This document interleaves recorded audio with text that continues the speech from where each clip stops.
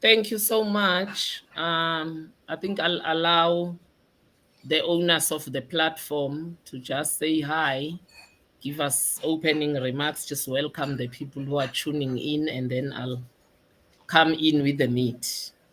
Wow. The Okay, I love that. amazing thing about this situation is we are all owners of this platform. So this is You know, not that's what I was thinking. this is not Kundalini, this is not Moya, this is not the Imagine Al Turbulent. This is a unity of Africans who are coming to talk about the issues we are facing. So Mama Kanyisile, take it please. Yes. I don't own platforms. I'm a knowledge giver. I don't do logistics and admin.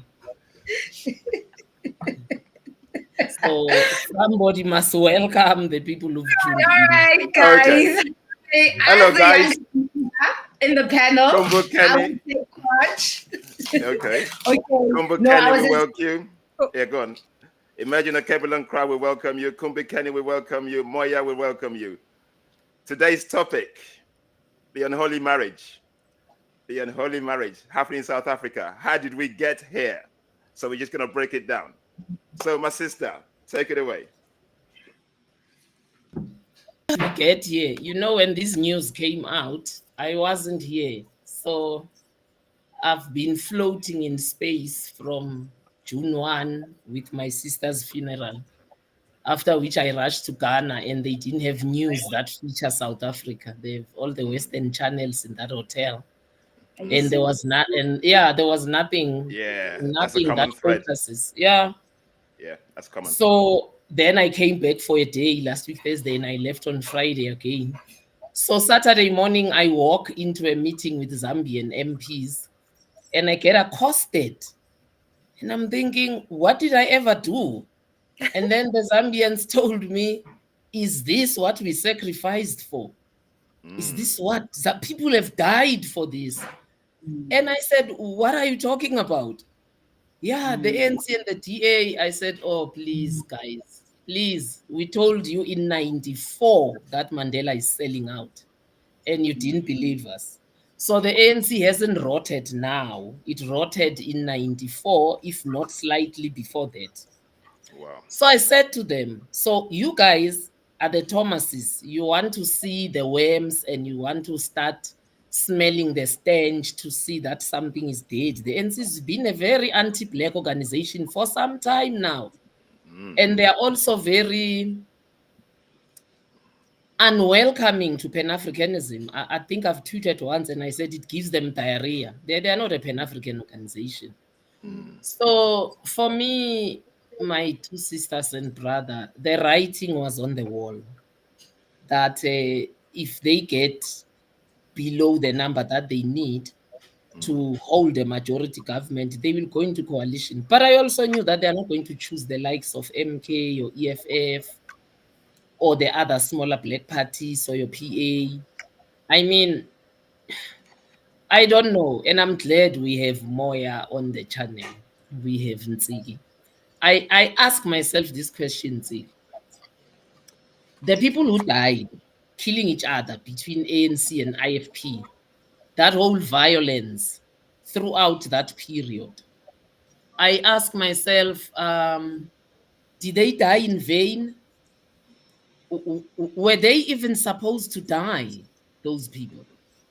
And then I ask myself another question. The struggle that was so long against white supremacy, just to come back and affirm white supremacy. You know, um, the people have voted and they didn't give DA a percentage that allows them to occupy your deputy minister and all these other crucial posts. But if that's where the ANC is right now, they think that the DA is more brotherly and the IFP is more brotherly to them than MK and EFF and your smaller parties, ATM, are, then that's who they are as a people. Mm. That's my take. But I just want to take us back again to another incident in Tsiki. when the PAC walked out of the ANC in the 60s, what was their qualm? The preamble of the Freedom Charter. South Africa belongs to all who live in it, both black and white. Yeah. Now, if this was seen in the 60s by Robert Mangaliswa Sobukwe, may he not rest, may he continue fighting from the grave. Did you see that PAC join? PAC joined. Well, I saw something about the PAC saying... PAC joined the alliance. I know. I saw something, him saying, Unyoncho saying, oh yeah, I don't understand why people think this alliance is bad for black people. What if us black people are going to take over white people? And I'm just like, how? For a PAC leader, show me an instance in the history of the mixing when the two races came together in 1400. At that point of meeting when Europeans descended on us, show me an instance where our strategy has ever overrun them or won against them. Those black people who changed the system from within. Thank you. Also, show me an instance where we never cowered to whiteness. So you think that you are going to take the... No, the DA has already 4 strategies on how to submerge all of you Africans who are in alliance with it. And you are still answering Twitter messages and trying to justify yourself. They don't need to justify themselves. They're on the strategy already. Because remember, they've won. This is a win for the DA. To get a formal liberation movement to recognize you as a comrade is a win for you. So they are not sitting down trying to justify themselves, answer inquiries from that country, Zambians who are angry. From Zambia, I went to Tanzania. And again, Monday morning, when I walked into that room, there was over 16 countries in that meeting. When I walked into that room, I was accosted again. And me, I just throw my hands in the air and I say, excuse me, PAC 60s, Mandela, whom we all affirmed, in this very hall at TCDC. I was almost killed by 2 Nigerians in 2016, whom I told Mandela is a sellout and they wanted to eat me alive. So I said to the meeting there, in this very hall in 2016, I was accosted for pointing out what you guys are seeing in broad daylight today. Yeah. So please let me rest. Because you are now seeing the ANC for what it is, because you've been refusing to listen to us when we were telling you that the ANC has become anti-black and that the ANC through the CODESA talks actually lost it all. How could we have moved from the CODESA talks to anything that is revolutionary? I ask. How could we have? So can I just jump in if you don't mind? Go on, Ziki. Go. You know, first I want to say that allegedly, what I heard in the streets, this is not my words, but what I heard in the streets from the PAC members, they were like, this is the most shallow leader we've ever had in the history of PAC.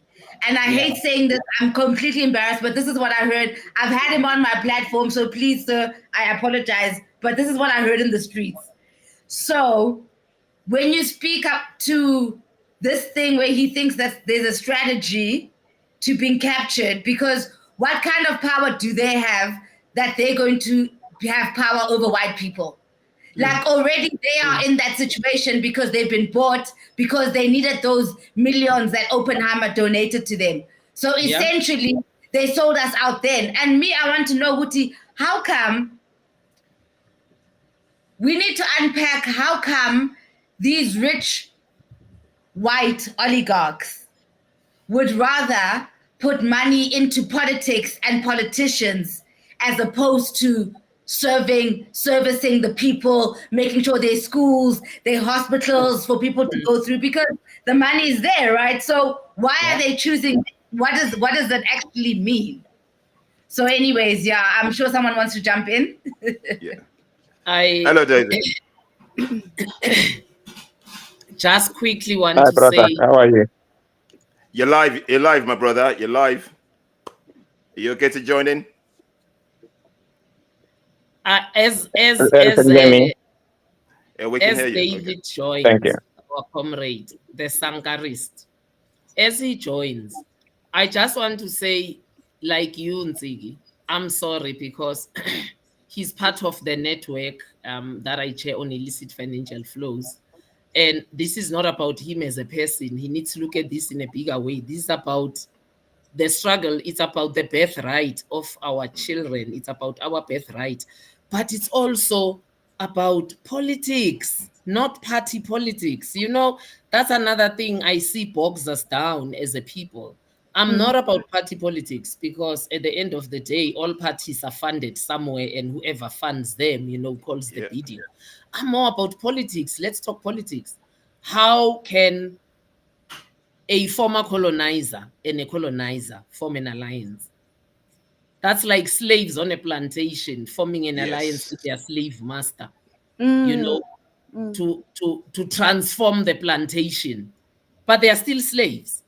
It's just I don't. This has no words to describe actually. If Zambians were crying when I met them on Friday, if Tanzanians were crying in the last 3 days I was with them, I ask myself, who else looks at this and just thinks, wow, South Africans, we knew you were stupid, but we never thought to this level. So, not speaking specifically to what is happening in South Africa, but in general to what is happening in Nsi Ubuntu, Africa. This is the reason why I say we cannot allow the invaders to continue settling, to continue feeling as if Nsi Ubuntu is their home, because it emboldens them to think that now they have governance power. It emboldens them to think that now they have rights and they can speak up and they can own and they have the right to do as they please. For us, like you said, Mama Kanyisile, for us to move from fighting for freedom, right, which is what 1994 is, and come to now we ourselves, and I've said this several times, we are in the way of our liberation. Black people right now, today, Wana Ubuntu are in the way of their liberation because these are Black people who willingly welcomed white supremacy into their leadership. So, and we can talk all day until the lights go out, until the sun goes down. We can talk all day, but we need to be serious about how are we going to hold these people accountable. Are we just going back to our homes and acting like, okay, this happened, let's wait for 4 years, right? We have the same things happening everywhere. Are we just going to sit around and wait? What are we going to do? Is there a mechanism in the current South African constitution that allows you to go and say, no, we are disrupting this, we do not accept this government? Before anybody says, I'm just going to add to what Nduku's saying there, because I'm looking, you said that basically they're getting themselves in the system. Let's not forget, they never left the system. They were there, basically controlling the money strings of how They the were politics controlling the was being, they system. were basically And controlling the that's system. and that's a Obviously now that they're a lot more visible, but they've always been on the background. They've always pulled the apron string in terms of who runs the governments all over Africa. Yeah. So the question, like you said, Mama, can you say, where do we go from here? Because basically, there's no liberation in Africa as we know it. We say it with our mouth, but physically, it doesn't exist. As Africans, where do we go from here? You know what's sad for me, Oladele, is that a lot of our liberation songs in the camps, in MK camps, were singing about the liberation of Africa. We understood that the liberation of South Africa should translate to the liberation of this continent because of the super economic infrastructure that South Africa had because of apartheid, because they thought we are going nowhere, so let's build this up. So for me to see how that flip happened through the Codesa talks, but how also through the years there's been, a looking west totally, and just pretending that we weren't supported by communist countries, just pretending that we weren't supported. Angola, Zambia, and Tanzania, they gave their lives. As a matter of fact, Zambia liberated the whole of Southern Africa. So what we do post-liberation, it's the same thing SWAPO is doing. I mean, okay, they haven't gone into cahoots with white people, but I mean, in terms of delivering to blackness and transforming and staying true to revolutionary ideals, It's the same thing. ZANU PF, Frelimo, ANC, the one of Mozambique, SWAPO, it's the same thing. It's almost like there's a curse on Southern Africa. Are we going to wake up one day and see a truly liberated Southern African country? Because I believe it should start here. You know, it should start here. I know that people say, oh, it was Ghana 1957. Yes, they were the first, but it's like the spiritual calling is on the South. This should start here and move up. And maybe these white people know that and we don't know it. But yeah, I truly believe that Southern Africa is like the umbilical cord, this total liberation we are looking for in Africa. But Southern Africans themselves aren't aware, one, two, but the parties in power themselves are not walking that way. But I want to bring in a third element before I bring it back. And I know the question you asked, Oladele, is there something that can be done? I think I want us to answer that in the end, once we've interrogated all the pros and cons. I think a third thing that I want to raise here is the electorate themselves. If you don't vote for Pan-African leaders, how then do you expect Pan-African policies after that? It's just, it doesn't make sense to me. How the PAC even died. I mean, all the eggs were put in one basket, the basket. PAC wasn't supported by anybody except China. The whole West supported the ANC. Maybe right there we should have seen that something here has teeth, but it doesn't bite. Yep. The one thing I'm observing too, and I'm going to ask this of you both, is why are we, or everyone, and David, and David, yes, please, David, you as well. Why are we seeking representation from people who we know will not represent us? What do I mean by that? We're talking about elites, right? We have been told the symptoms of elites and who they are serving. We're talking about white people. Like, we should not expect the ANC to choose wisely, because it has never shown that it is for the people. We should not expect the leading elites to choose for the people. Because why I'm saying that is because it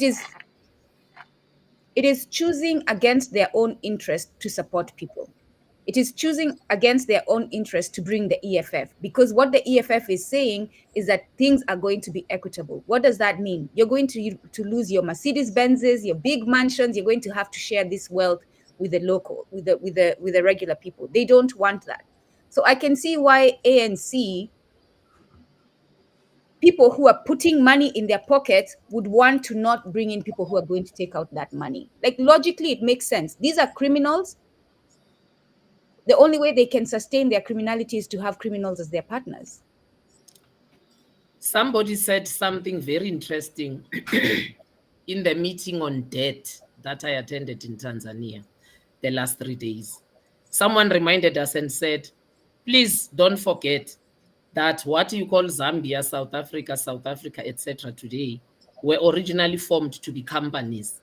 Yes. That's why the company that came here was the Dutch East India Company. Yep. These were companies. So behind the curtain, they haven't changed. They are companies. Says Someone all African countries that were they all, looked up they're the all South companies. African registration number on Google and they found it. So sorry, Brother Oladele, continue. No, I was just saying that all African countries were companies anyway, all over the continent. They were all, even in India, they were all companies. They were set up as companies. It was a company, It was a business. And it's still a business. It still is. Mm-hmm. It's still a business. Neoliberalism does not allow it not to be a business. Mm-hmm. You know, I'm so upset. Are you seeing the comment section there? No. But I'm wondering if someone, Gogo Tuli is saying, I'm wondering if someone should not summon Tata Mangaliso Sobukwe to hit us with a national haunting of Parliament. I think we should. Thank you. That's what I was intimating to, but I think that's a conversation we should have off the screens. We should seriously have a meeting and we should talk about this off the screen. So yes, Gogo Tuli, we're hearing you and we agree, and we should gather outside of this space that has Wazungus listening to us. So David, I don't know. Go on. David, you want to say something, my brother? Yeah, very rude, actually. I would David Vele. Yeah, no, just to introduce myself, I thought Ma'am Kanisilo will, introduce me. Let me Nice to- introduce you, my comrade. Uh, Thank you, comrade. I did, in a way, David is a known Sankarist in South Africa.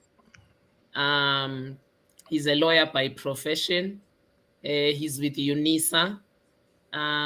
He chairs what is called the Black Forum, which is a trade union in a way, of the staff that works at UNISA, and they truly fight for for their staff against the injustices that can happen, because at the end of the day, we run a capitalist system. So, and employees will always, be given a raw deal by the employer in one way or the other.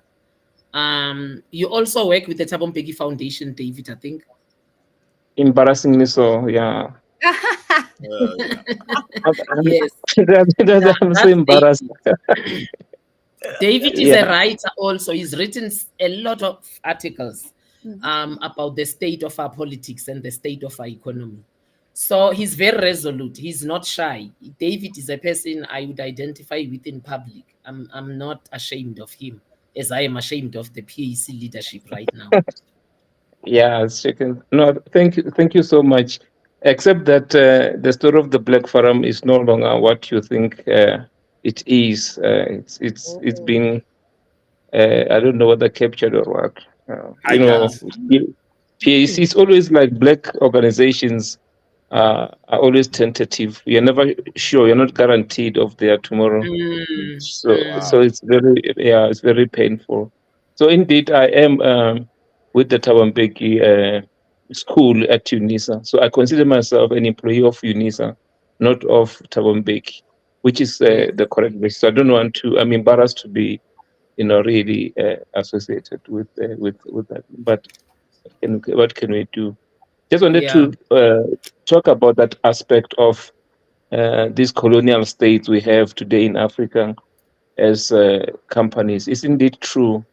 The whole issue of which scares me of the African continental free trade area.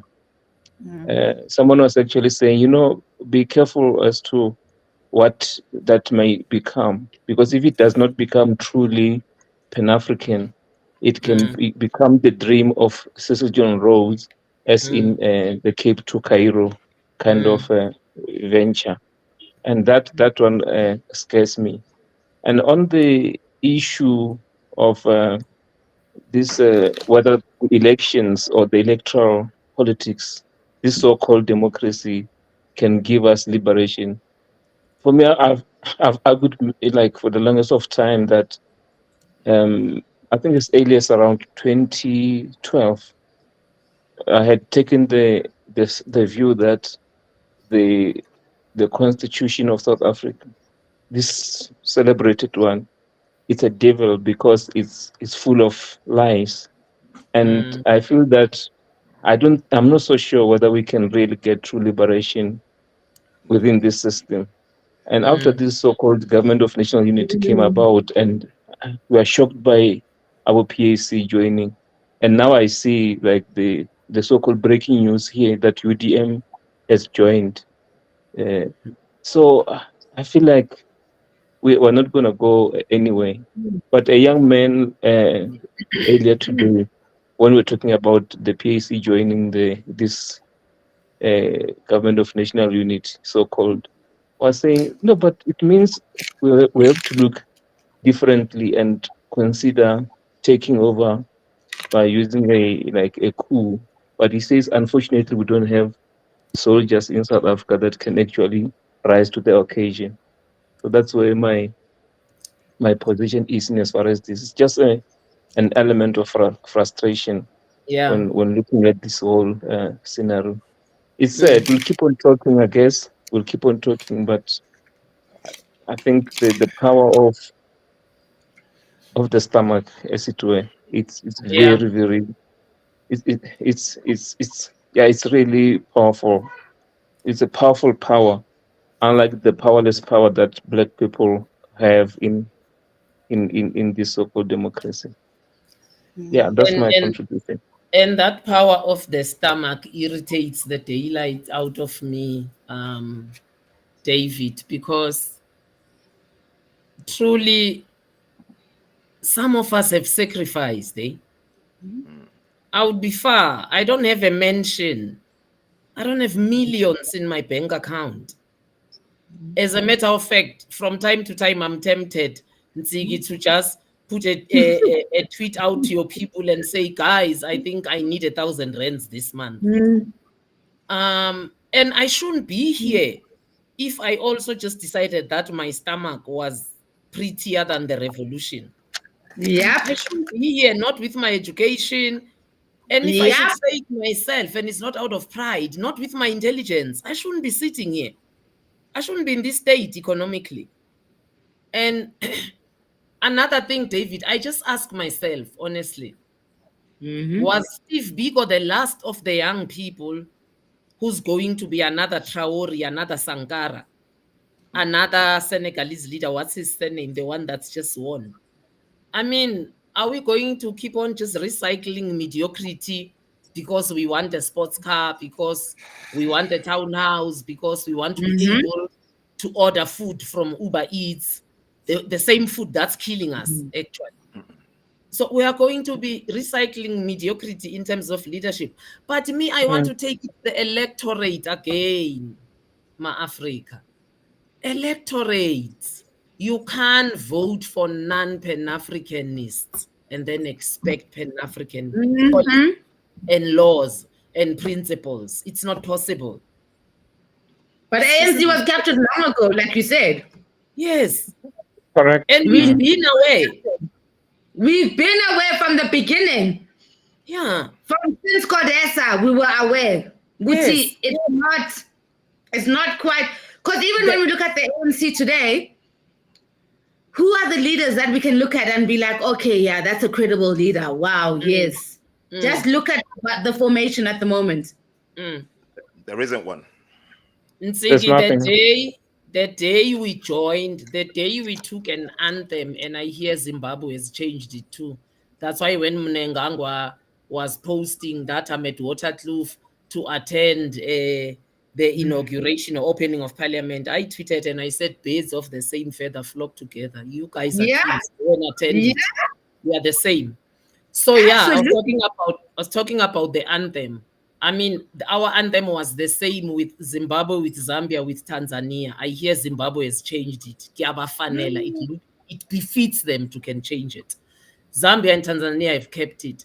It befits us too that we have changed it because we are ruled by sellouts. We changed it too. So for me, the day we joined the STEM van South Africa to our anthem, I knew, Oladele, that there is no hope going forward.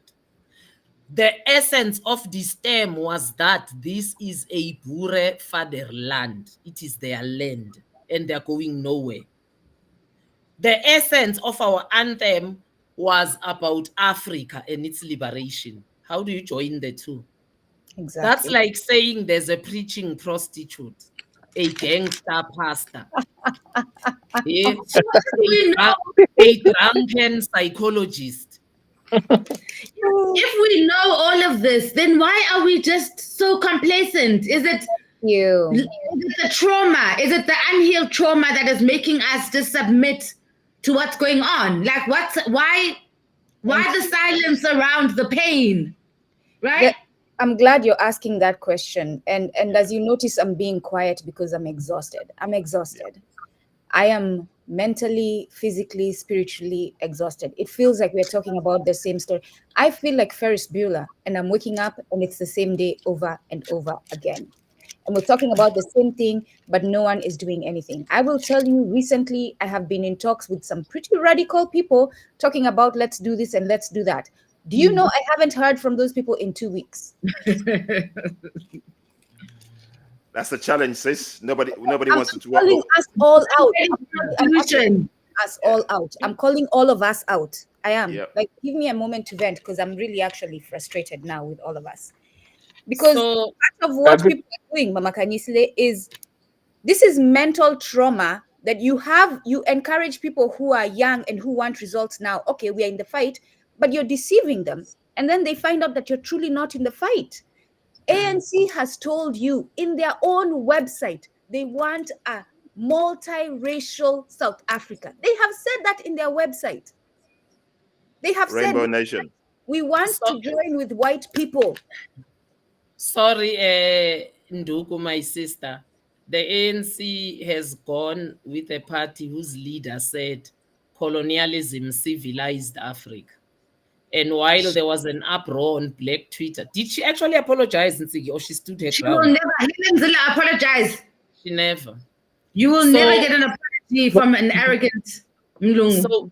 So we are But- now in cahoots with someone who thinks that we were monkeys and hanging on trees before, until whiteness descended on us and made us human beings.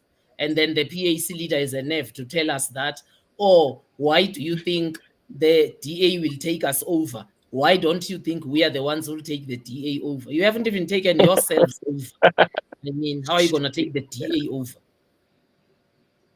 Yeah, I think we really underestimate the power of the stomach in many ways. It's so scary. What is this?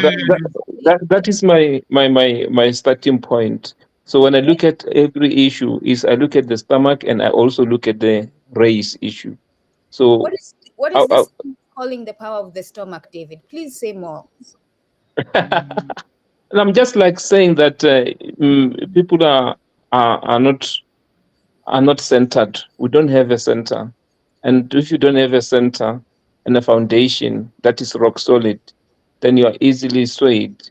And by the stomach, I mean things that can entice you.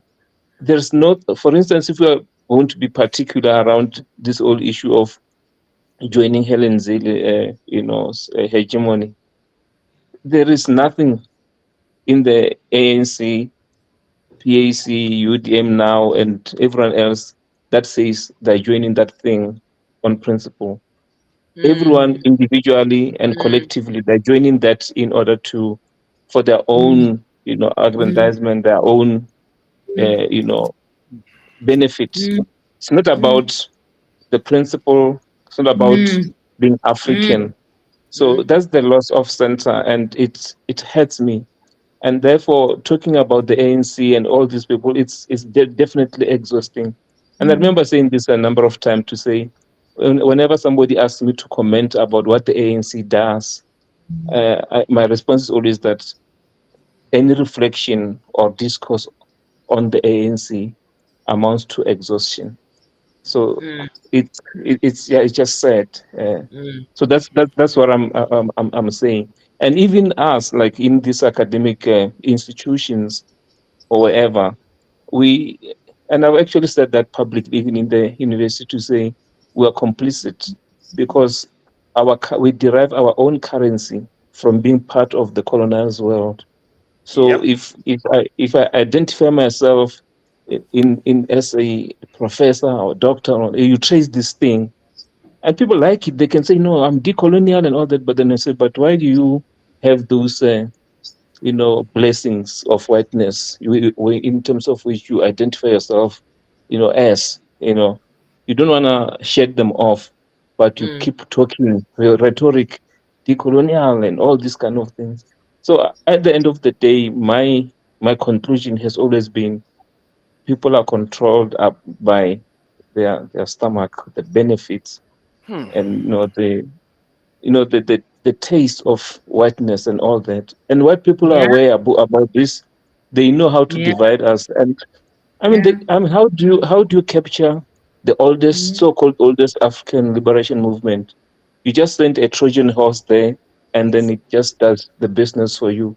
So I believe that if you're a member of the ANC, you're actually a member of Helen Zille. Simple. Thank So you, David. it hurts. It hurts. It hurts, David, when the Zambians accosted me and they said people died for this. They said, Kanyisile, what have you done? What have you people done? And I said, well, I'm not a member of the ANC, but I'm South African. It represents me. But I'm grieving with you because For Ndugu and Oladele, who might not be aware, in 83, 84, 85, I think going on to 80, past 88, let's just say the 80s decade from 83 onwards, you would have what you called mass funerals in South Africa. Yeah.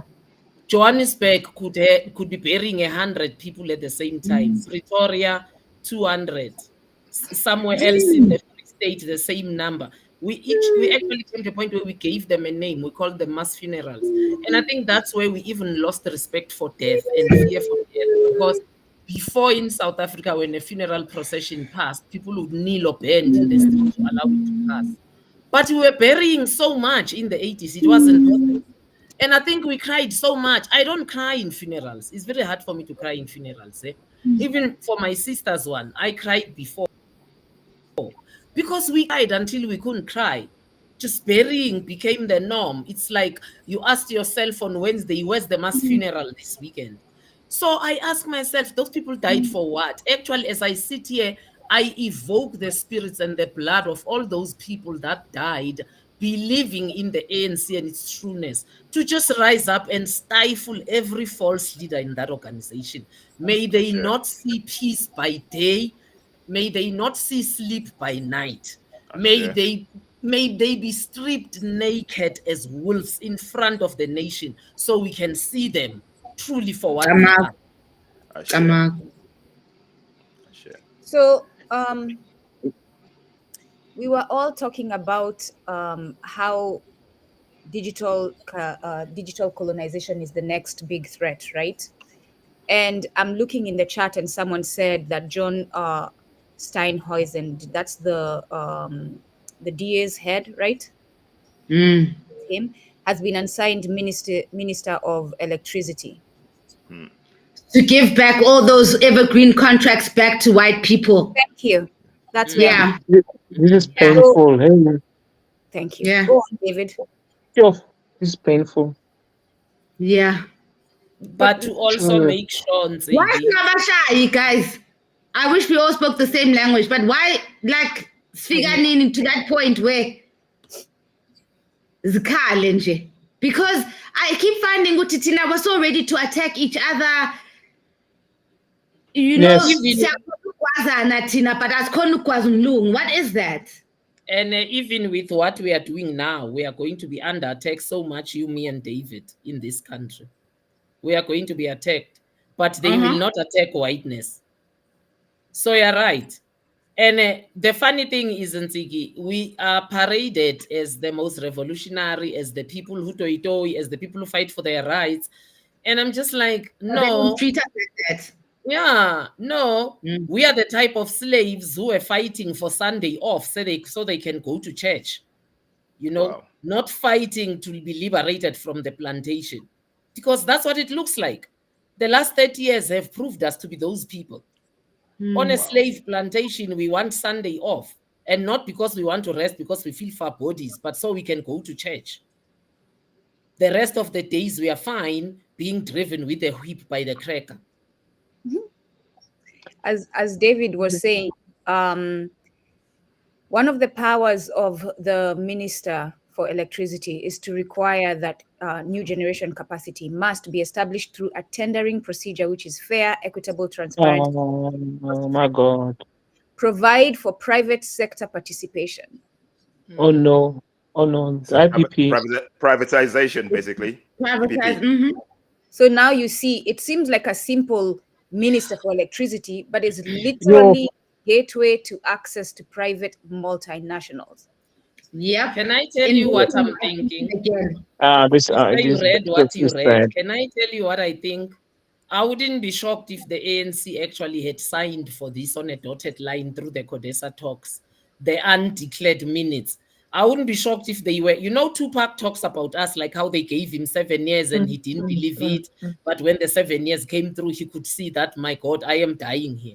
So I wouldn't be shocked if the ANC had signed for a 30-year lease to just, you know, feel themselves also, feel like the boss and have the big house and, you know, have the say. And they always knew that in 30 years, this thing will be taken back. Because this party's votes have been dwindling. with every election, but nobody amongst them seemed worried. How's that possible? That's not how you run a But political party. That's not how you run but Cyril, yourself. yeah, but Cyril sounded very happy with this result. Um, Yes. I think it was like if you check the boot language, I mean, he was just not worried. No. Even celebrated this law. But now the next thing is So about sorry, David, before you continue. I actually have a clip I was sent by ANC members themselves showing the NEC celebrating the 40% and singing. I have the clip. Guys, please look at that comment by C. Brackens. Which In one? America, they've begun blocking access to many of the So websites and I'm channels glad that the someone said that. diaspora get real Thank you news so much. straight from you. Thank you so much, Bracken. So today I was trying to put up Kombukeni's merchandise. And when I put 2 items in our products, when I went to see whether it's up, it says in the United States, my website is not allowed to Wow. produce merchandise. Wow. Kumbukeni, in the United States, Kumbukeni is not allowed to show merchandise. So we cannot show our products. And you can all see what Kumbukeni does. We are blocked in the United States to make revenue through our channel, Kumbukeni. Wow. You know, this thing is bigger than Nino Brown, guys. I remember that movie. It's bigger than Nino Brown because here's another thing. How is it that I need a lengthy process to get a visa to go to the UK, to go to America, to go to all these places, but they don't need visas to come here? How's that possible that a Burkina Faso person needs a visa to come here, but an American doesn't need a visa to come here? Thank you for having this conversation, Mama Kanyisile. Who have been ministers of foreign relations and what do they call it in South Africa? Foreign relations and what? DECO, international relations and cooperation. Who have been the ministers? Because where they are sitting right now, I hope that they rot in themselves. Because how have they not addressed the visa issue? How are other African countries still needing visa to come here? And don't tell me because we need them too. We need to lead by example and show them we are more mature and more Pan-African. And also not this rubbish that Kenya did, telling everybody we are going to scrap the visa. Meanwhile, you must apply online and still pay. No, not even that. No. Kenya did it making you think that they were allowing Black people to come in, right? But no, it's everyone, including Mzungu. And all you pay is the $32 or is it $35 identity something to come in. In Kenya, some of the visas are going for $300+. Yes. The minimum is $100 and something. You multiply the exchange, that's multiplied by 130 right now. That is more than 10,000 Kenya shillings. I'm telling you right now, when I was at home last year, 10,000 Kenya shillings was not even filling my cart with groceries. And they're expecting Kenyans who now currently have no money to go and pay that for visa. So I'm glad this is another conversation we need to have. Why are we as Wana Ubuntu? And I'm telling, this is where I hope we take the conversation. We cannot continue talking about governments. We have to bring them down. I'm sorry. Yeah. Yes. We have to talk about bringing them down. Because this conversation of what can we do. No. I'm also just so tired. I'm also just so tired of standing up and shouting Viva Sankara, Viva Patrice, Viva Nyerere, Viva. Where are the Vivas that were supposed to follow after them? The legacies are gone. That's why I said, so have we accepted that the revolution is dead, Pan-Africanism is dead, there's no Afrocentricity, we'll never decolonize, that we are going to be neoliberalists until the grave? Then all the people who died, to whom we sold these false ideals, really should just rise up and choke all of us while we go about our day. They must visit us at night so we lack sleep. My sister, and they must take our peace during the day. Because right now, everything that we believe in, everything that we fought for is dead. Yep. Everything, the economics, the politics, the education, basically, we basically conquered all over every facet of our life. Even our agriculture, our food is conquered. So as African people, where do we go from here? Because there's nothing free about us. We're in Africa, but we're enslaved on our continent right now. There's nothing about us that's free at all. We're just talking, but we're not in control of nothing. And this is Mm. my frustration. We're not in control of anything of our lives, nothing. I got angry with the GMO situation Nothing. in Nigeria yesterday. We are not free. We think we're free, but what are we free about? What was free about us? Nothing. Yeah. Where do we go from here, guys? Yeah. Oladele, I think part of the problem is we don't understand what liberation truly is. We don't understand Yes. what But liberation do we, truly my is. sister, do we really Hold want on, to know? hold on. We don't understand what it really takes.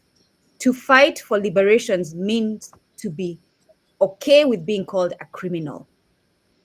You are Yeah. literally signing up that I am criminal because that is literally what it is to seek for liberation for Wana Ubuntu today. You seeking for liberation for people who look like you and me is going against all the laws that are currently in place, including the ones in our nations, because they're all accommodating Wazungu. And but Mm-hmm. I don't think we are ready to call ourselves criminals and accept that we must be criminals in order to fight for our liberation. All of us Mm. want, oh, I can't participate in that Nduko because I need a license for this. I can't participate in that Nduko because I'm Mm. going to lose my job. Mm. I can't participate in that Yes. Nduko because I have to. So if we're all doing that, we're never going to be liberated. We have Exactly. to be comfortable with being criminal in order to cross that river to liberation, because that's what it's going to take. Guys, we cannot be comfortable in this system for us to be free. This system that they created is a distraction. As long as you want to be acknowledged by the system, you're never ever going to be free. A lot of us must be on LinkedIn, the professionals. You want to be, have your title, your DDD, your everything. You're basically a participant of the colonial system. There's nothing. Everything you're doing is basically a distraction to stop you from thinking how to free yourselves. And the moment you keep following these systems, you think you're free. But my brother, look at Africa today. There's nothing free about us, guys. I'm frustrated because I'm talking right now, and I ask these questions, guys. Where do we go from here? Everything you're Yeah. doing is contrary to the freedom that you think you seek. It's not there. Mm. All you're doing is participating in the capitalist system. I'm better, I'm better, I'm better. I got a car, I got a house. There's no liberation. These just are trinkets that's basically keeping you distracted for you to see clearly. This is where we are. This is where we go from here. Let me tell you all. And you can call me radical, you can call me crazy, but this is where we go from here. And if you're not willing to go from here, don't even call me. Don't tell me I want to participate. Don't even bother. Just let me die in peace, knowing that all my people sold us out and they're not ready to fight for liberation. We have to take the governments we know as they are today down. It's the only way. We cannot work within them. We cannot negotiate. We cannot vote. We can't vote black people in them. There's not enough black people that are going to cleanse the foundation of white supremacy that all governments today are founded on. All So, African governments are compromised. They're all compromised. Yeah, sorry to detract a bit, because yeah, we must keep interacting with our audience. So yes. I'm Mm. sticking the two conversations on top right now. I'll start with the first one. I think the main problem is that we do not have a media house by Africans for Africans. Nsiki also copy the one How? below. Says no, everything isn't dead. I think that person hit the nail on the head when you said, "Why are we just compromising Ndugu?" It's because the education system has dumbed Africans down. Yep. From the Yeah. 60s to date, there's been incrementally a decrease in the value of education. So you are stupefied through the education system, and then you are bombarded by Western media that upholds whiteness and white supremacy. Western media that's here to affirm the story of Helen Ziller that colonialism civilized us. So, battered between the two, a weak mind truly does not see anything wrong in the Mm. ANC getting married to the DA, because I mean it's globalization. They don't realize globalization and neoliberalism and neocolonialism are actually the same thing. They're just playing with words. Exactly. Mm. So Yes. to the mind that has been dumbed down and bombarded by Western Yes. media, globalization is a very sexy term. So they'll tell you, oh no, it's globalization, move on. You people are war strung. You know, we are hooked on yesterday, move on. It's today. We've earned freedom. Exactly. Yeah. There's that lot too that is keeping us, because they claim we've earned freedom.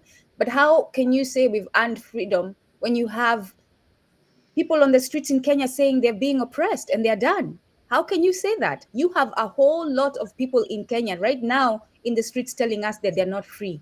So how can you, in your right mind as a Black person, unless you're a Negropean, and that is literally what you are, a Negropean, which means you appear Negro on the outside, but you're carrying a European soul. That is what that means. You're doing for the bidding of Europeans, and therefore you are a Negropean.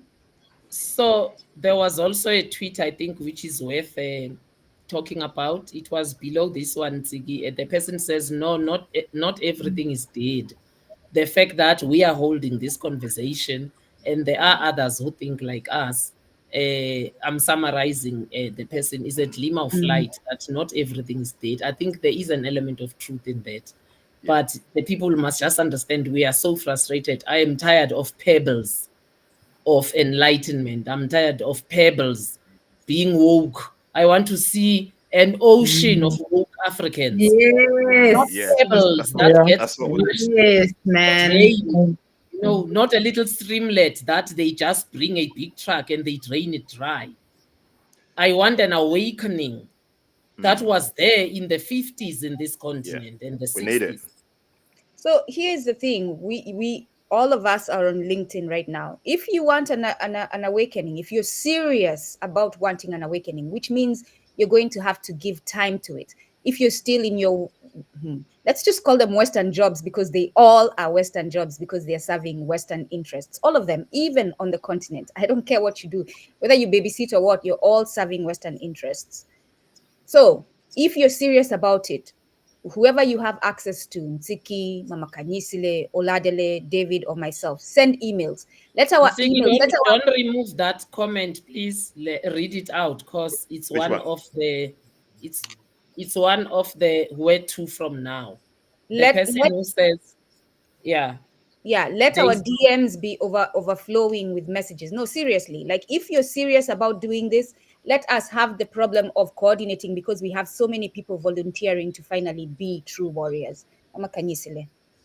yeah, the person says, part of the problem is there's no continental platform that is African driven. Most Africans know more about European geography than their own. They Yeah. want to perfect Anglo languages at a loss of their own mother tongue.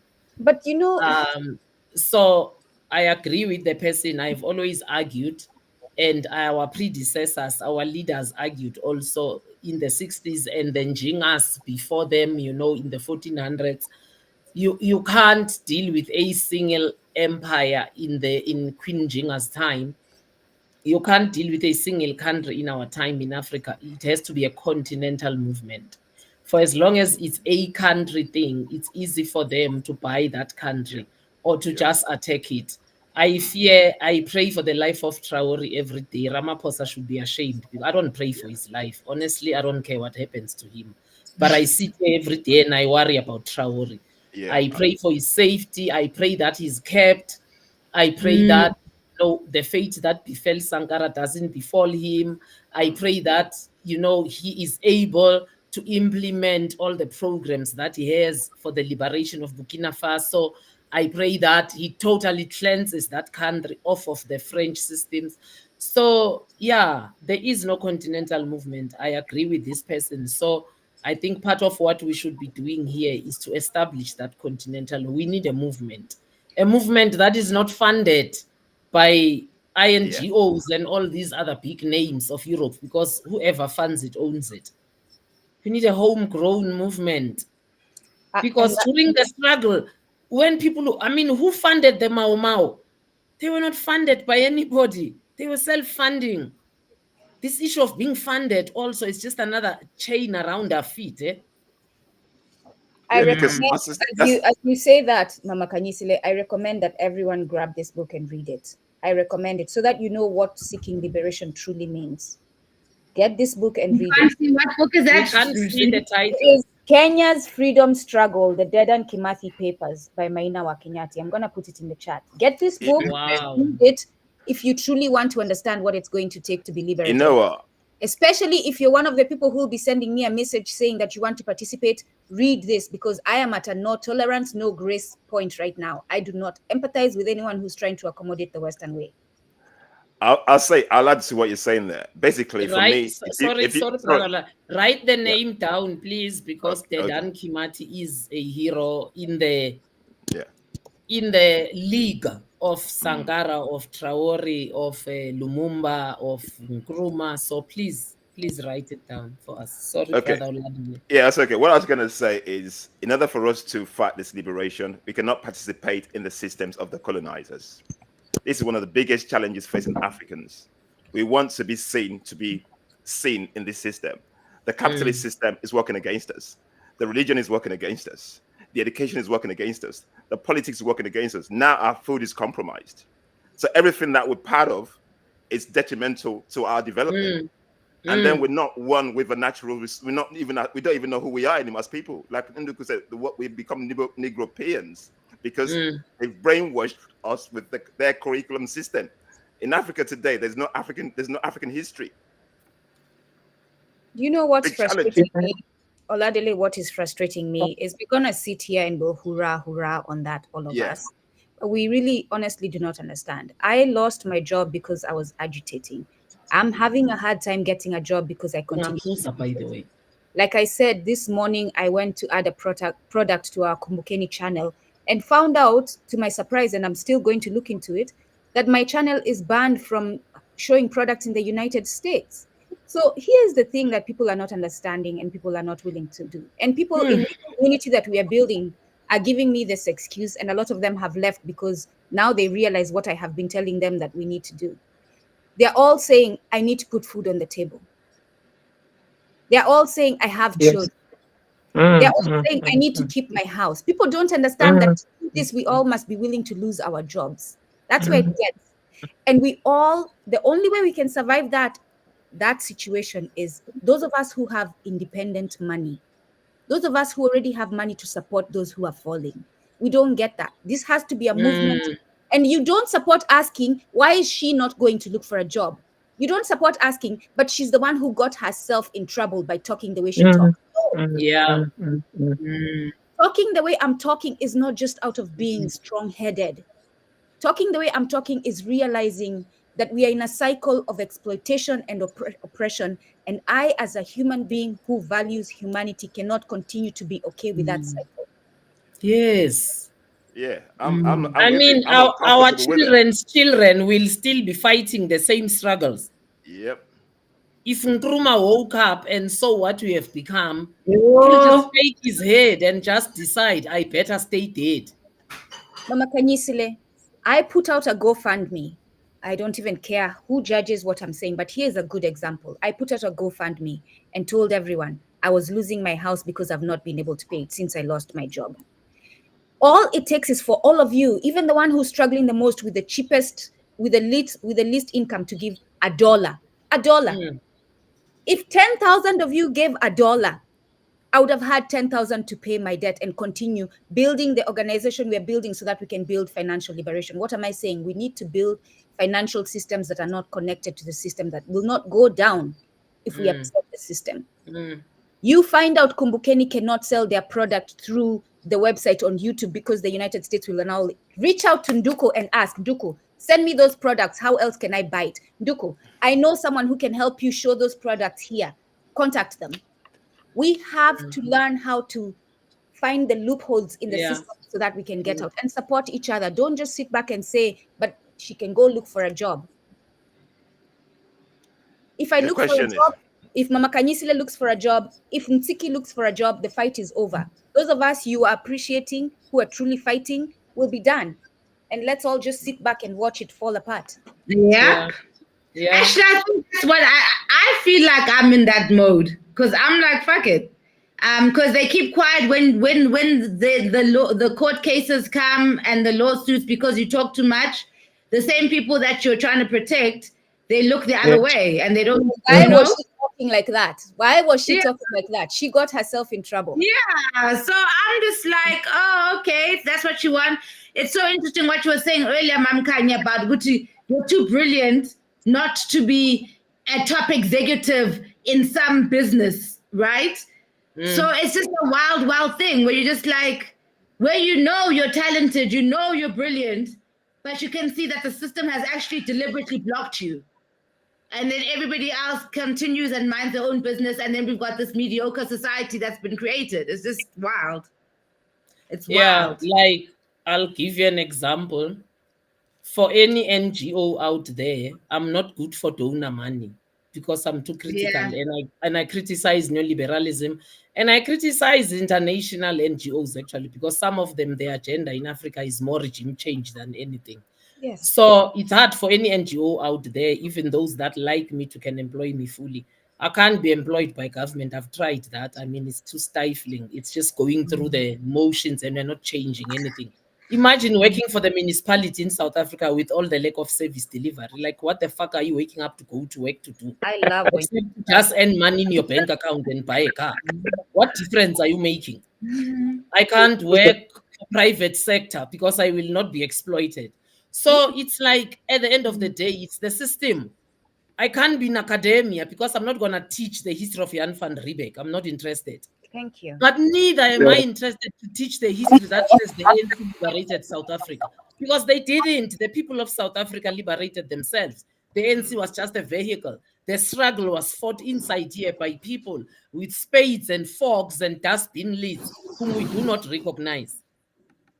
So when we are woke, whichever way you look at it, you can't fit. You are either a round in a square or a square in a round. Yeah, yeah. I was saying, Mama Kanyisile, yesterday, earlier this week, I had to go to court for my case.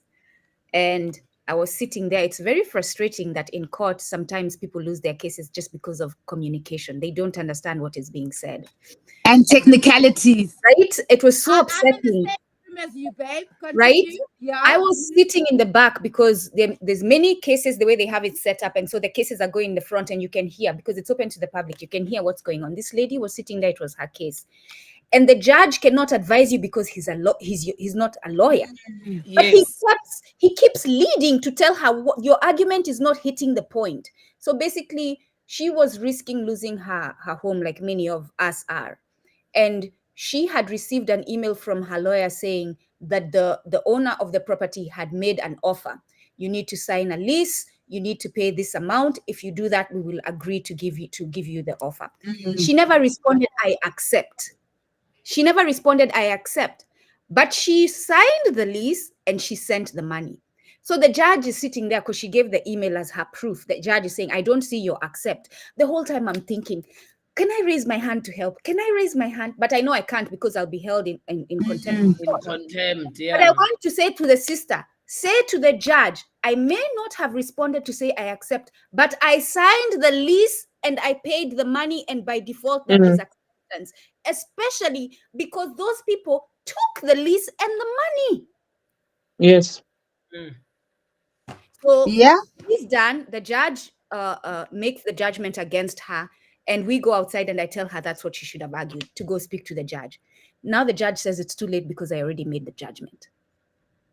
You know what that this also speaks to? It speaks to a system that white people brought to Africa for us, where they've got their own rules, that they only know what the rules are, and they keep changing the rules, flip-flopping, and then we don't even understand the language, and then we get there to this thing called court, and we don't even know what prima facie is or what, and it's just rubbish. I've been through the system and it's rubbish.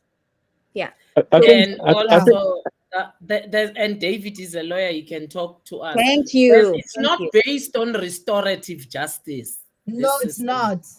It's not restorative justice. Nope. That's why, there are a lot of people in prison who went there just because they had lousy lawyers. There's a lot of people walking outside and wearing the most expensive perfume and suit, and you get close to them and you think this is a brother. No, that's a hardened criminal. They just had a good lawyer. That's why they're walking the streets.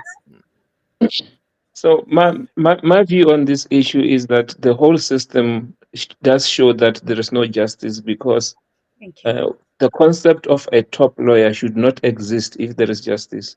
Because for there to be a top lawyer suggests that somebody must afford that lawyer to argue in a different way. But then if we were to adopt our own system as Africans, we wouldn't be having these kind of things. And it also answers the question of how limited we are in terms of explaining and understanding what liberation is. because it's not about just fitting in into the system. It's about your culture, it's about the legal system, it's about your knowledge, and all these aspects. But what do we do? What people have designed these things, what we just fit in, and we think we are liberated. And that is why even now, when we refer to the African states, whether we call it South Africa, Zimbabwe, or what, that's just defined by somebody else. And if you say the United States, or you're actually endorsing what has been given you. And each state, when it was created on the basis of the, what people's thinking, and they just left it like that, and then we assimilated in it, and then we think we liberated. We're dying for something that is actually defined for us. And that's so when you get into it, we're not able to arrive at liberation in the sense of how we understand liberation to be. So it's very, very frustrating. The more you get woke, maybe in this group, then the more we're inviting frustration, because that which we want in the true sense is not what the electorate, the people out there want. So And that's the that's problem. but it's Dissonance.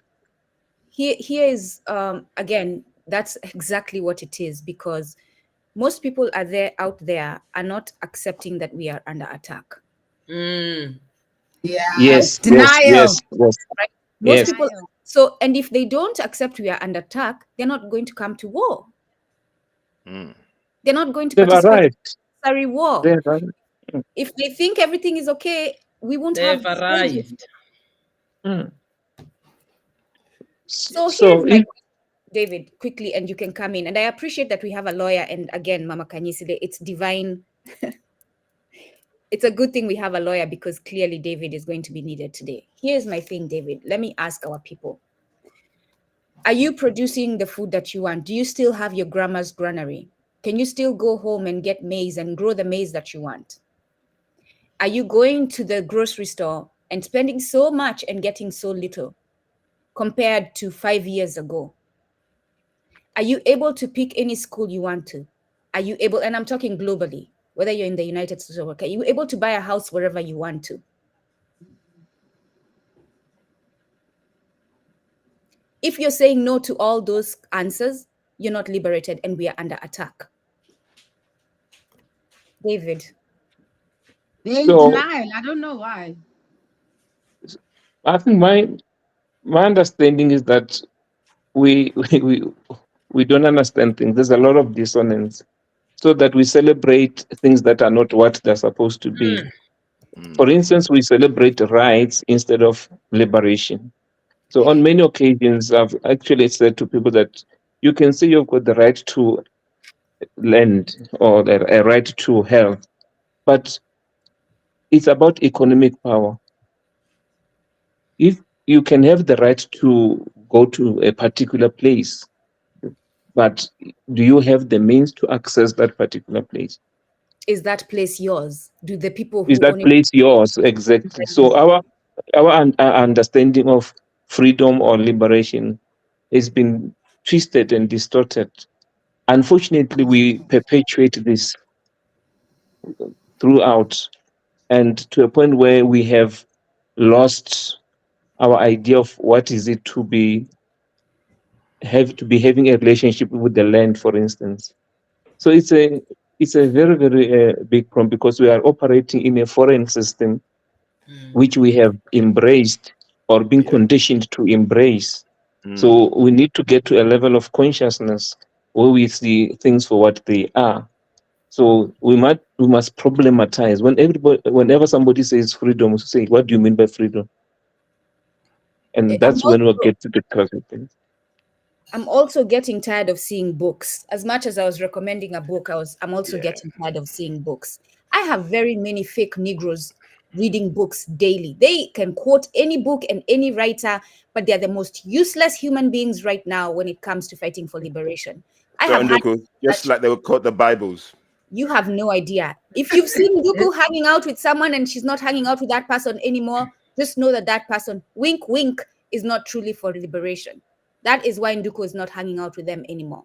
I'm telling you this. So I'm also getting frustrated with seeing books because you're not using what you're reading to do what your reading is telling you to do. You read a book, you put it aside, and all you want to do is quote it all day and look smart. No. Read your book, go to the garden and grow crops because it told you that. Food liberation. Read your book and stop being comfortable with your job and be okay with losing it for liberation. This is literally what I'm saying. That is what it's going to take. We all need to be okay with losing our jobs. They're not ready. Yeah, but people don't want to lose their job because we're in the matrix, a survival system that keeps us in this loop, and that's why people don't they don't want to do that because they have to fit into this system, and we're in a vicious circle. The question is, how do we get away from here? But brother Oladele, what we are not asking ourselves is what Ndugu said before. Until when, then therefore. Yeah. We all need to have a car. We all need to have a home for our kids. No child wants to be tossed from place to place because their parent couldn't get them a proper house because they are against the system. Yeah. We all want to afford to order Uber Eats once in a while for me anyway, because I don't eat that junk. Yeah. So, we all want to afford these things. But if that all want to afford precedes us wanting a truly liberated Africa, my sister, then that's why we need to be inconvenienced. Then when this system has beaten you up, don't come to us and say they fired me at work unfairly. Then see to finish. That's the system you want, most. Exactly. Yeah. I wanted to comment on the book. I think I found that very, very interesting. That what does a book represent? Forget the content thereof. What does the book represent, and what do we associate a book with? So you associate a book with the idea that now you have been assimilated. Now you can be different from others.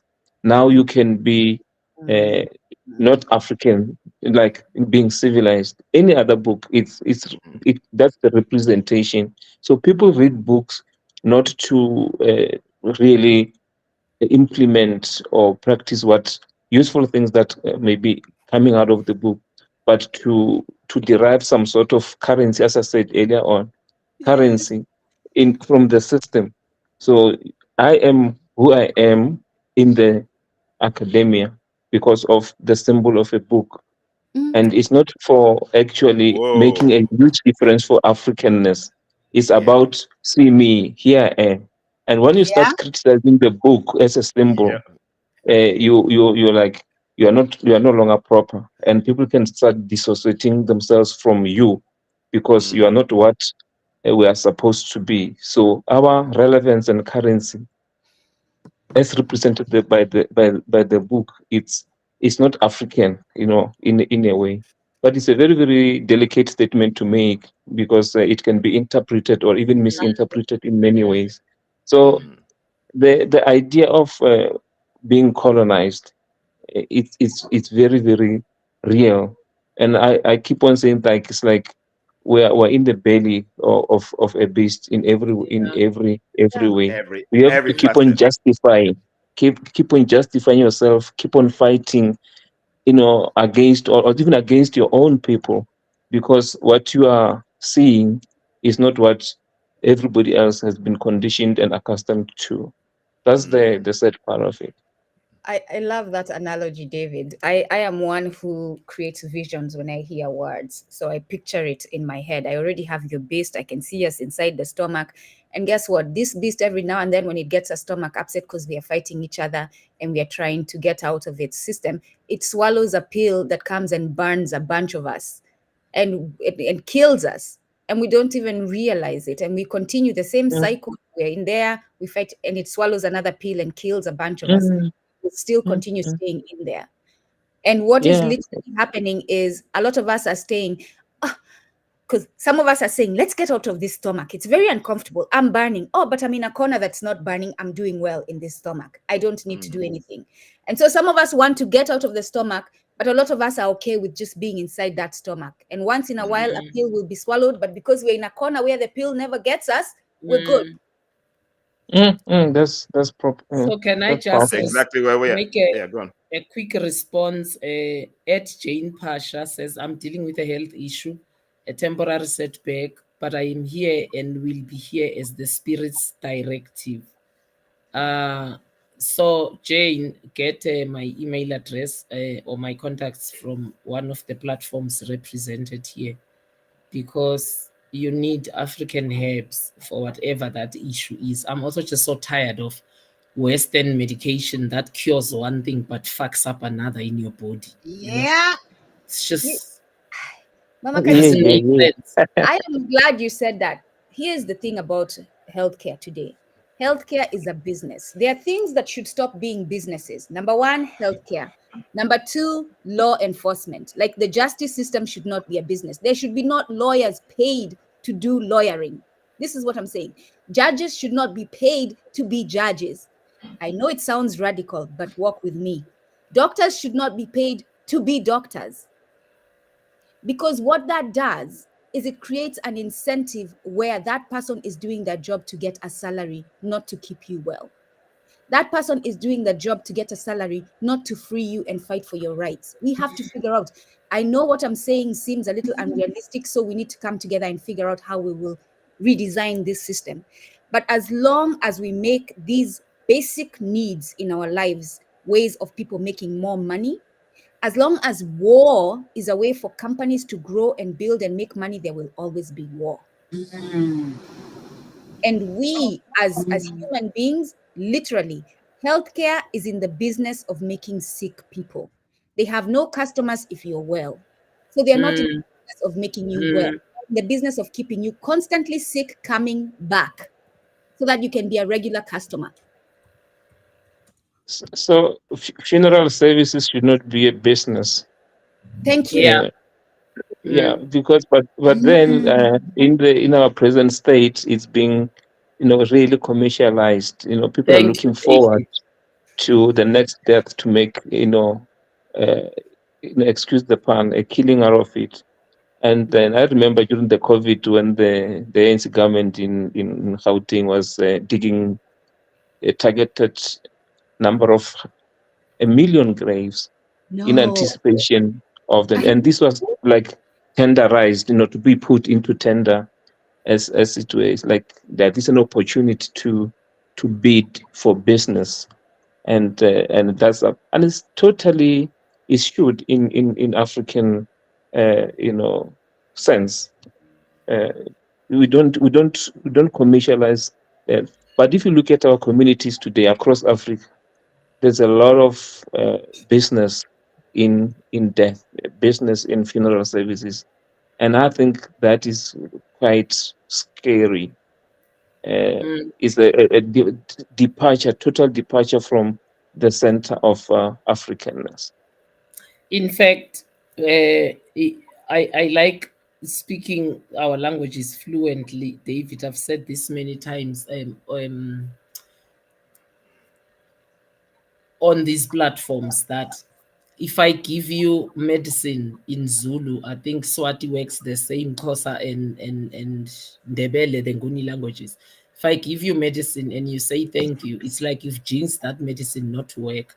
So in those four languages, if I give you medicine, your response should be, we do not say thank you to medicine. That's how you say thank you. Because they Yes. believe medicine was herbs. It came from the ground. So no one owned it. The power, it comes with the power in it already. You don't put any Mm, power mm, in it as a human being. mm, So, mm. but you are right. We've departed so much away from that, and I'm grateful that you are bringing us back to where we started with the conversation. Because in South Africa, I mean, under Ramaphosa government, privatization has just been the name of the game. But also just the ANC. I mean, if I think of what the ANC believed before '94, and how they capitulated in the Codesa talks and moved from being leftists to align themselves in the center, but lean actually even more to the right, how they've just become neoliberalists without shame. And they did that in '94 when they chose the economic system and we didn't do anything. They started driving big cars and coming to campaign in a slum with the latest Mercedes Benz in a slum and have no shame, drive that kind to the slum.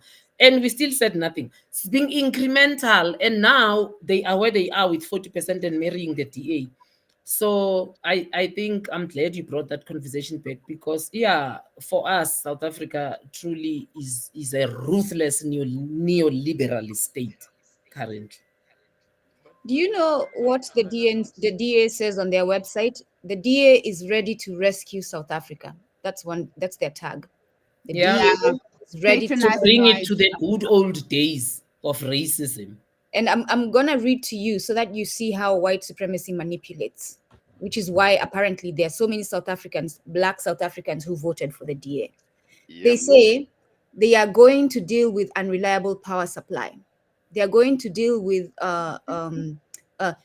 they are rescuing South Africa from unreliable power supply, out of control crime, illiteracy in too many children, water shortages, failing ports, decaying towns and cities, death of economic growth prospects and ability to create jobs. So a mother, a father, a child, a young person, those are the people who are voting, who does not know how the system of white supremacy works, is like, oh, but they're telling me they're going to do all this. These are the things that are bothering me. So I'm going to vote for them.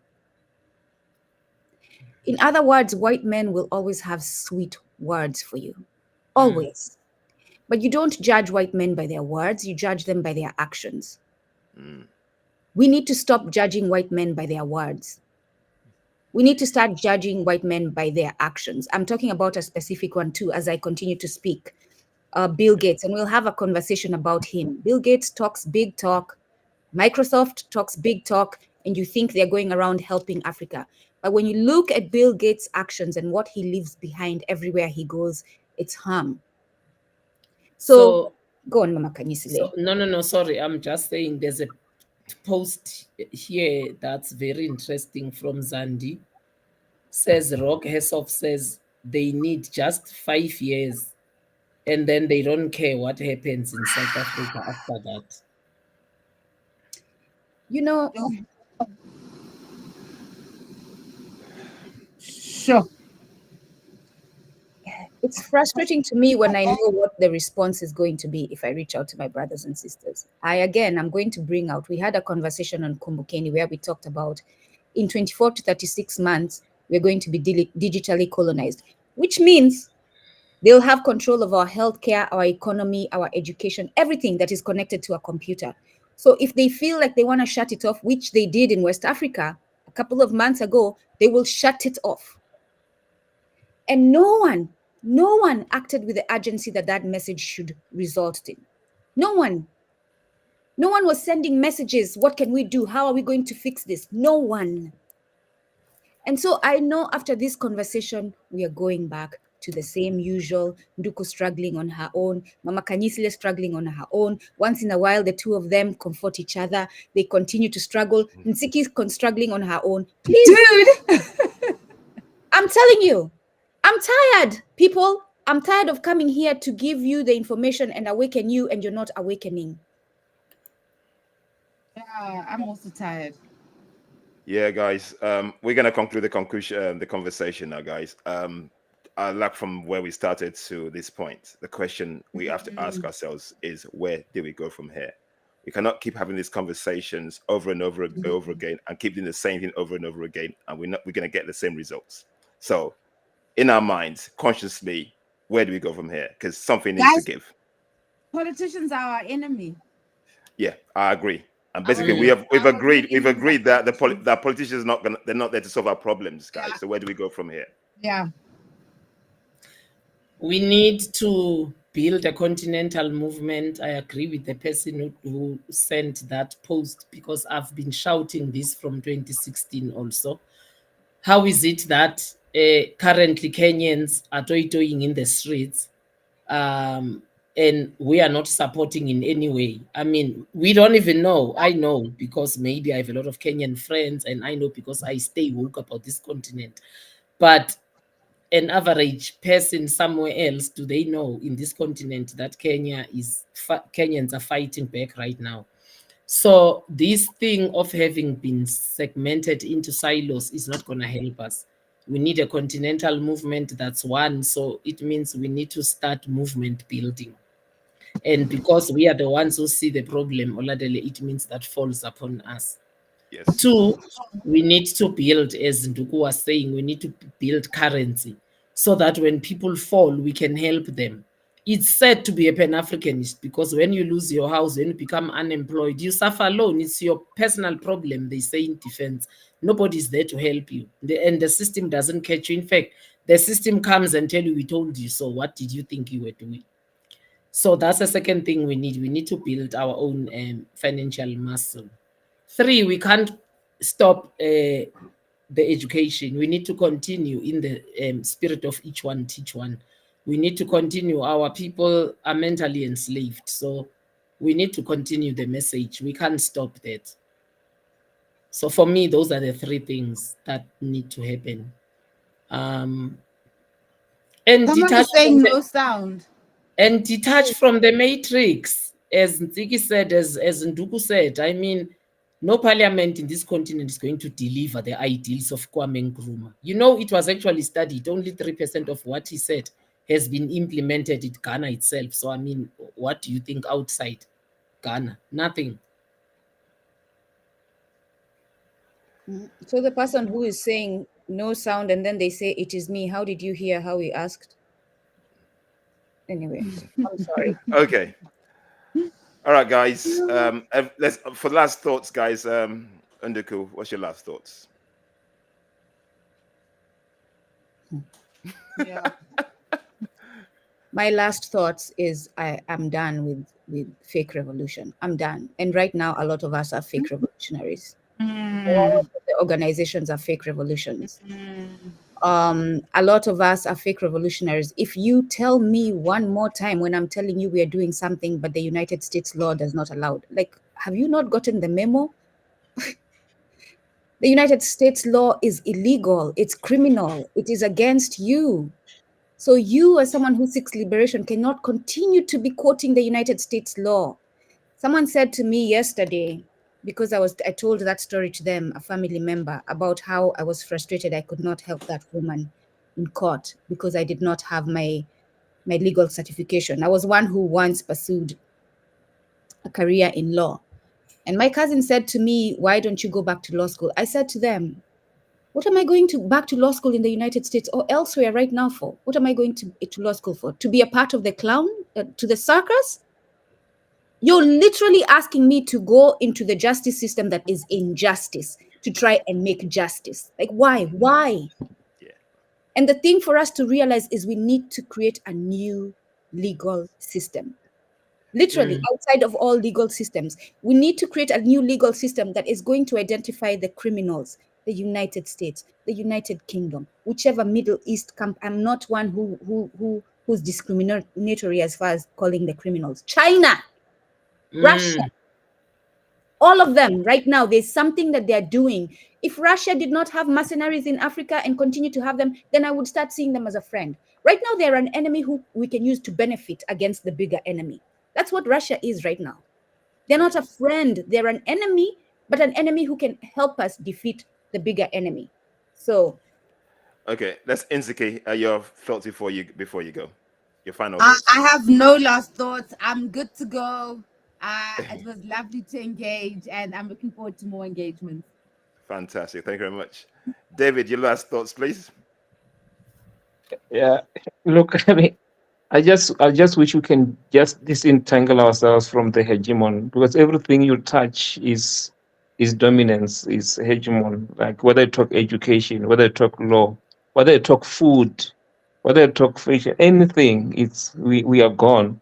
So how the question going forward is, how do we get out of this belly of the beast? And for me, it's a tough ask, and we need to work very, very hard towards that. There will be detractors here and there, but if you know what you want, we just keep on fighting like Nkrumah did.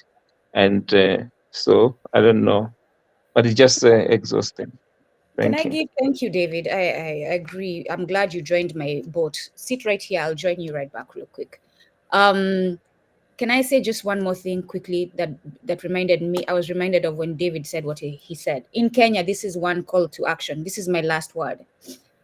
Right now, the Kenyan policy has criminalized saving original seed and growing original seed. I am calling to all Kenyans to go ahead and break that law today. Break the law. Break that law. I'm not mincing my words. Break that law. Save original seeds, grow them. Break the law.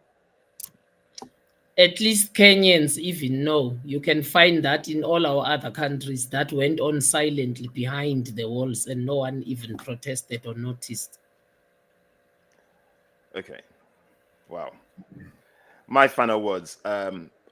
As of yesterday, a couple of days ago, the Nigerian government actually started commercializing GMO seeds in Nigeria. Now, second to South Africa, they've actually legally promoting GMO seeds. Guys, this cannot carry on. Something needs to be done. And my thoughts yesterday is, I had to say it out, but this is what came to my thought. My life is at stake because of this. That's how I felt. That's That how I is felt. literally what it is. Like, why are you just getting to that conclusion? But I'm saying my life is at stake because of this. Because if we allow these things to continue, no, that's it. Basically, we have to be ready to sacrifice something. Yeah. Yeah. Yeah. Yeah. Anyway. Guys, thanks for being part of this. Kumbu Kenny, guys, Moya, LinkedIn, Imagine Kabilan, thanks for being part of this. We'll be back soon. We're going to keep having these conversations because they are deep, they are thought-provoking, and it's about time we do something different. We cannot keep doing the same thing we did before to free ourselves. True freedom means going against the grain, going against the things that we are used to. And that means inconvenience.